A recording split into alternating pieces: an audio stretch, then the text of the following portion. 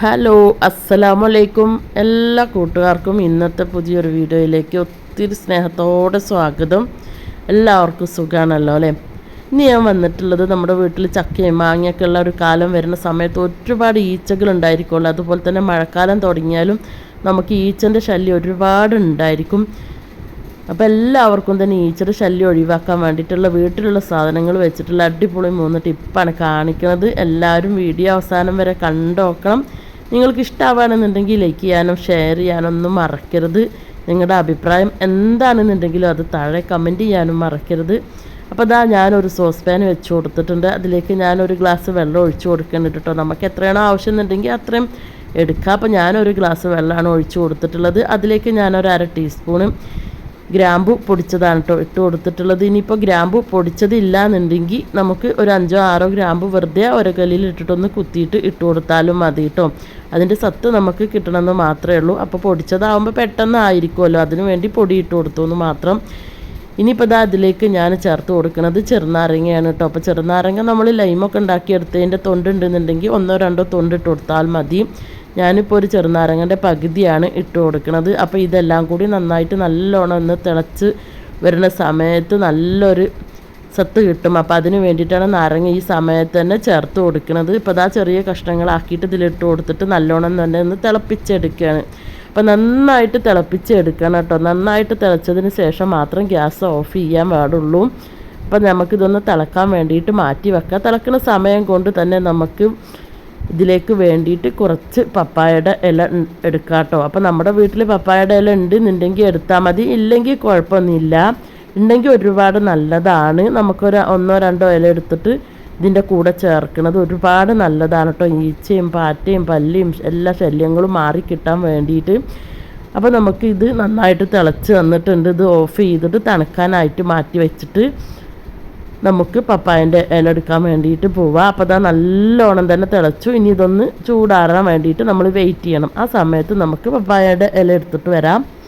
അപ്പോൾ ഞാൻ എടുത്തിട്ടുള്ളത് ഒരു ചെറിയ പപ്പായൻ്റെ 2-3 ഇലയാണ് കേട്ടോ. വലിയതാണെന്നുണ്ടെങ്കിൽ ഒരെണ്ണം എടുത്താലും മതി. ഞാൻ വേഗം കൈ കൊണ്ട് പൊട്ടിക്കാൻ വേണ്ടിയിട്ട് ചെറുതിൻ്റെ എടുത്തു എന്ന് മാത്രമേ ഉള്ളൂ. നിങ്ങളുടെ വീട്ടിൽ ഏതാണോ ഉള്ളത് എന്നുണ്ടെങ്കിൽ അത് നമുക്ക് എടുക്കാം കേട്ടോ. അപ്പം എല്ലാം തന്നെ നല്ലോണം എഫക്റ്റീവ് ഉള്ളതാണ്. പക്ഷെ നമുക്കൊരിക്കലും ഒരു പ്രശ്നങ്ങളും ഇല്ലാത്തതാണ്. ഇപ്പോൾ 3 ഇല ഉണ്ട് ഇതിൽ. ഇത് 3 ഞാൻ മിക്സിയുടെ ജാറിലേക്ക് ഒന്ന് പിച്ചിയിട്ട് ഇട്ട് കൊടുക്കുന്നുണ്ട് കേട്ടോ. നന്നായിട്ട് നമുക്കിതൊന്ന് അരച്ചെടുക്കണം ജ്യൂസ് എടുക്കാൻ വേണ്ടിയിട്ട്. ഇനി നമുക്ക് തണുത്തിട്ടുള്ള നമ്മുടെ മിക്സ് ഉണ്ടല്ലോ, വെള്ളം തിളപ്പിച്ചത്, അതും കൂടി ഇതിലേക്ക് ചേർത്ത് കൊടുക്കുക. നാരങ്ങയോട് കൂടിയിട്ട് തന്നെ ഇട്ട് കൊടുത്തിട്ട് നാരങ്ങയും കൂടി നന്നായിട്ട് തന്നെ ഒന്ന് അരച്ചെടുക്കുക കേട്ടോ. അപ്പം അത്രയും തന്നെ നമുക്ക് നാരങ്ങൻ്റെ നീര് കിട്ടാൻ വേണ്ടിയിട്ടാണ് നാരങ്ങ ഇതിൻ്റെ കൂടെ ചേർത്ത് അരക്കണത്. നാരങ്ങൻ്റെ ജ്യൂസ് എടുക്കാതെ ചേർത്ത് അരക്കണത് അതിന് വേണ്ടിയിട്ടാണ് കേട്ടോ. അപ്പോൾ എല്ലാം കൂടി നന്നായിട്ട് നമുക്കൊന്ന് അരച്ചെടുക്കുക. അപ്പോൾ നല്ലോണം ചൂടാറിയിട്ടുണ്ട് കേട്ടോ. ആ സമയത്താണ് അരച്ചെടുക്കുന്നത്. ഇത് അരച്ചെടുത്തതിന് ശേഷം നമുക്കിതൊന്ന് അരിച്ചെടുക്കണം. നമുക്കിതൊരു സ്പ്രേ ബോട്ടിലാക്കിയിട്ട് സ്പ്രേ ചെയ്യാൻ വേണ്ടിയിട്ടാണ്. അപ്പോൾ അതുകൊണ്ട് തന്നെ നല്ലോണം തന്നെ അരച്ചെടുക്കുക. അരച്ചതിന് ശേഷം നമുക്കിതൊന്ന് അരിച്ചെടുക്കുക കേട്ടോ. അപ്പോൾ വെള്ളം ചേർക്കണമെന്നുണ്ടെങ്കിൽ കുറച്ചുകൂടി വെള്ളം ചേർക്കുക, ചേർത്തില്ലെങ്കിലും കുഴപ്പമൊന്നുമില്ല. നന്നായിട്ട് തന്നെ അരഞ്ഞ് കിട്ടും. അപ്പോൾ അരച്ചെടുത്തിട്ടുണ്ട്. ഞാനിതൊരു കപ്പിലേക്കാണ് കേട്ടോ ഒഴിച്ചു കൊടുക്കുന്നത്. അരിച്ചൊഴിച്ചു കൊടുക്കുന്നത് സ്പ്രേ ബോട്ടിലാക്കാൻ വേണ്ടിയിട്ടാണ്.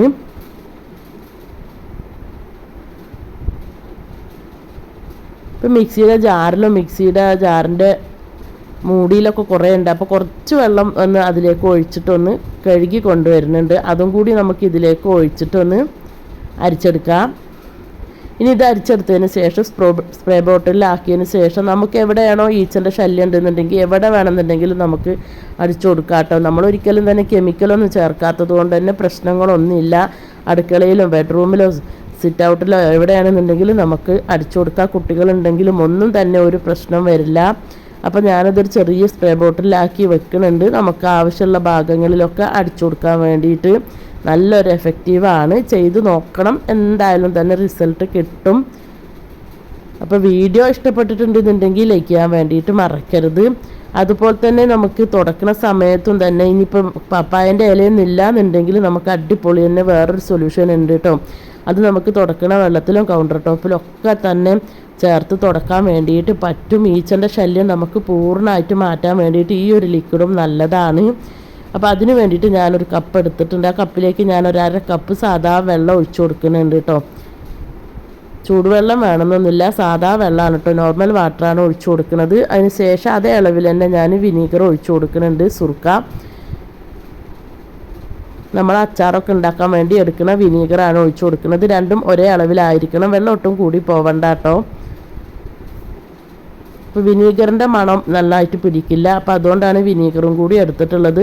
ഇനി ഇതിലേക്ക് ഞാൻ ഒരു നുള്ള് ഗ്രാമ്പൂപ്പൊടി ഇട്ട് കൊടുക്കുന്നുണ്ട് കേട്ടോ. അത് നല്ലതാണ്, നല്ലോണം തന്നെ ഈച്ചക്ക് പോവാൻ വേണ്ടിയിട്ടുള്ളത് നല്ലൊരു സൊല്യൂഷനാണ്, അതുകൊണ്ടാണ് അത് ചേർക്കുന്നത്. ഇനി പച്ചക്കർപ്പൂരാണ് കേട്ടോ ലേശം എടുത്തിട്ടുള്ളത്.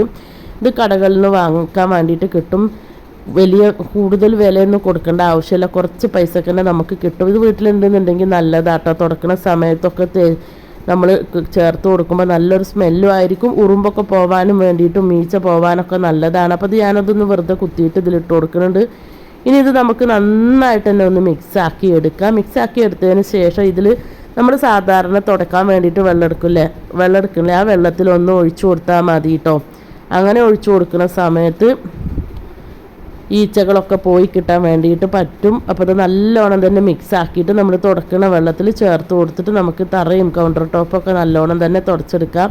വീടൊക്കെ നല്ലൊരു സ്മെല്ലും ആയിരിക്കും. നല്ലോണം തന്നെ ഈച്ചയും ഉറുമ്പും പാറ്റയൊക്കെ പോയി കിട്ടും ചെയ്യും കേട്ടോ. ചെയ്യാത്ത കൂട്ടുകാരുണ്ടെങ്കിൽ ഒന്ന് ചെയ്ത് നോക്കണം. ഇനിയിപ്പോൾ നമുക്കിതാ ഈച്ചനെ പെട്ടെന്ന് തന്നെ ഒരുപാട് ഈച്ച നമ്മുടെ പുറം ഭാഗങ്ങളിലൊക്കെ ഉണ്ടെന്നുണ്ടെങ്കിൽ അത് കളയാൻ വേണ്ടിയിട്ടുള്ളൊരു സൊല്യൂഷനാണ് കേട്ടോ.